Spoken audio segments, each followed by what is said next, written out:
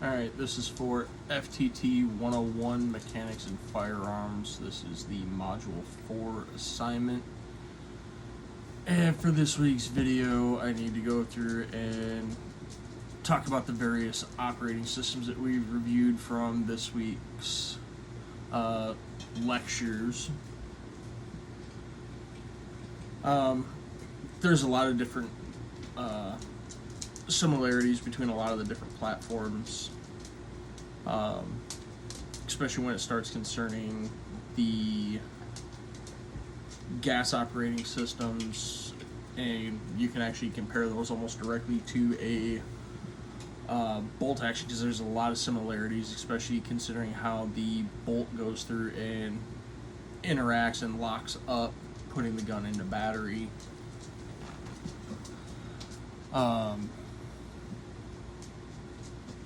Personally, I do not feel that one system is better than all the rest, just because each platform has different limitations, whether that be efficiency of the round once it's fired, because the gas operated systems, you're going through and you're losing some of your velocity with projectile.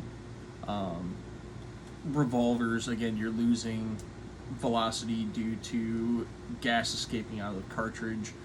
The only one that I've seen that's come close to negating that would be, I believe it's the 1891 Nagant revolver, which takes a completely gas sealed cartridge.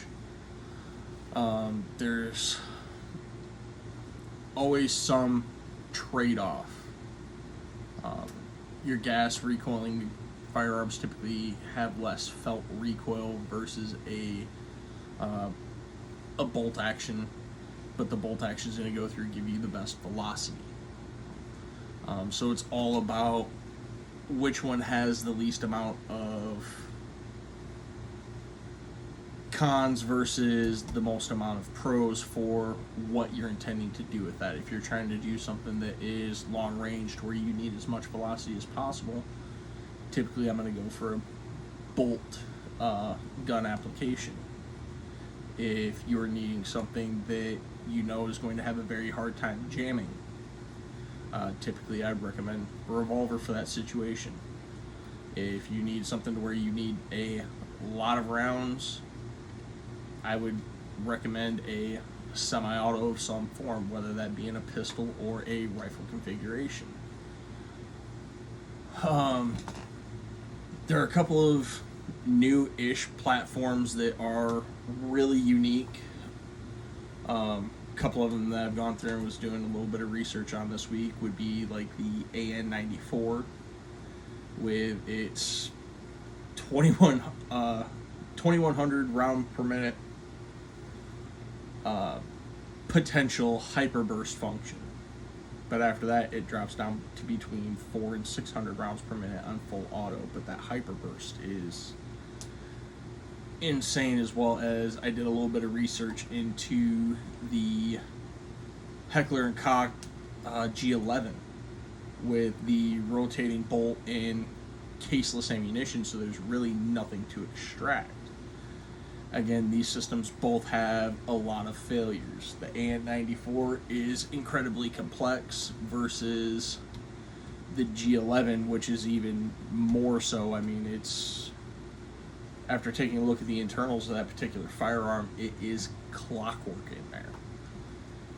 There's a lot of stuff that can go wrong with either of those systems. So, I mean, there's, like I said, there's a lot of pros and cons to each different platform.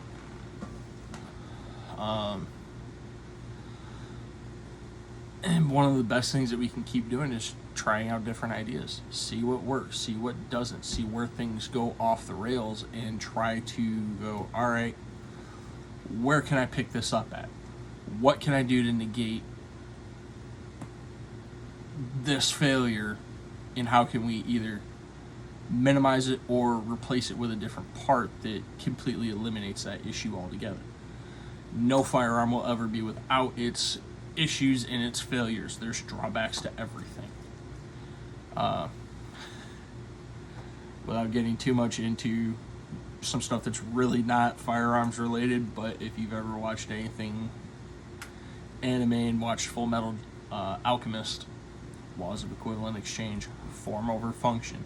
If you want it to look this way, well, then you're going to have to go through and take the drawbacks of, okay, well, this is going to perform this way now.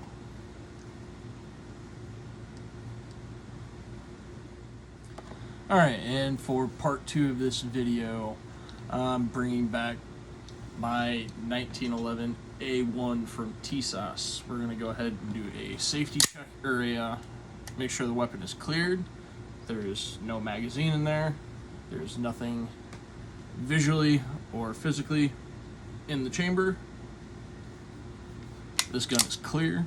I have no ammunition in or around my workspace. It's actually in a completely different room right now. And we're going to go ahead and start with the 8 different cycle of operation steps.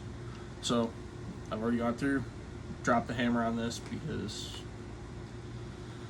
started as if this was completely unloaded. So when you first go through and start to rack it, it starts the unlocking and cocking process.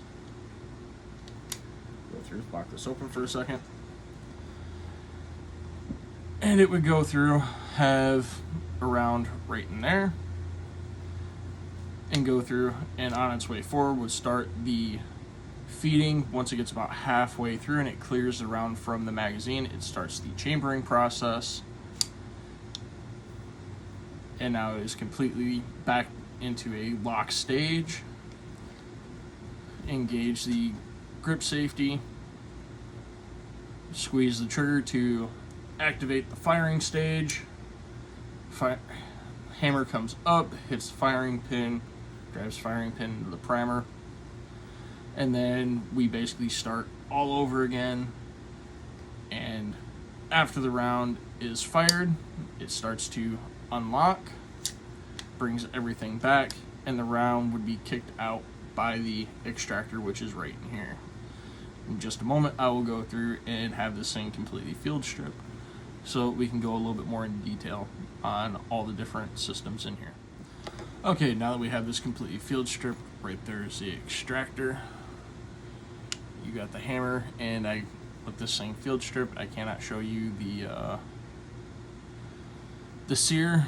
Right there is the disconnector, which goes through, and after the trigger is pulled, releasing that, the hammer will just keep coming back up until that is retripped by the slide.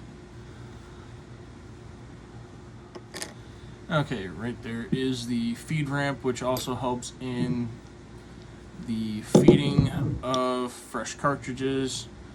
Right there's a little bit of chamfering on the barrel to help extend the feed ramp a little bit.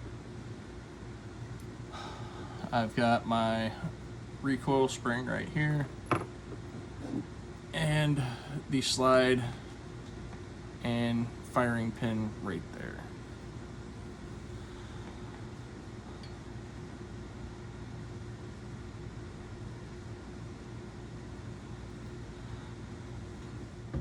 So understanding the physics of firearms is actually very important, because you need to know what needs to be moving, what should be moving during which process, because if one of those pieces is moving when it shouldn't be, it's going to go through and create problems in the firearm. If one of the pieces isn't moving when it should be, again, there's going to be problems, whether that's feeding issues, ejection issues.